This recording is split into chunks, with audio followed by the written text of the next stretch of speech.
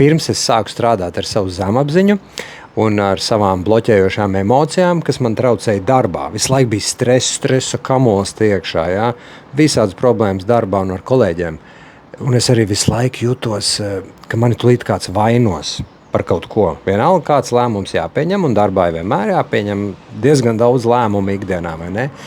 Ir tā varbūtība, ka kaut kas būs nepareizi, ko tu izdari. Un tās bailes man bija vienmēr, un es pats sevi šaustīju par to.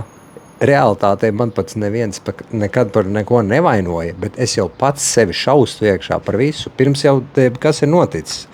Un tad, vai ne, kā mēs to kompensējam, ir vai nu mēs tad sastingstam un nedaram neko, ļaujam, lai citi uzņems iniciatīvu, pieņem svarīgus lēmumus, un tie cilvēki arī dabūs paaugstinājumus un tiks augstāk, vai ne? Un mēs tur maziņi tādi paliksim apakšā, baidoties visu laiku, kaut ko nepareizi izdara. Vai arī tad tas otrs tas galējība ir, kad mēs cenšamies visu paredzēt, uz visu sagatavoties, kļūstam par tiem perfekcionistiem. Jo arī bail, ka kaut ko izdarīs nepareizi, vai ne? Un tas mazais iekšējais bērns, neizdziedinātais, viņš tad cenšas visam sagatavoties, visu sagatavot, bet tas nav iespējams, un tas arī izraisa šo milzīgo spriedzi iekšējo un stresu. Tā kā nāc uz izaugsmesterapija.com, strādāsim!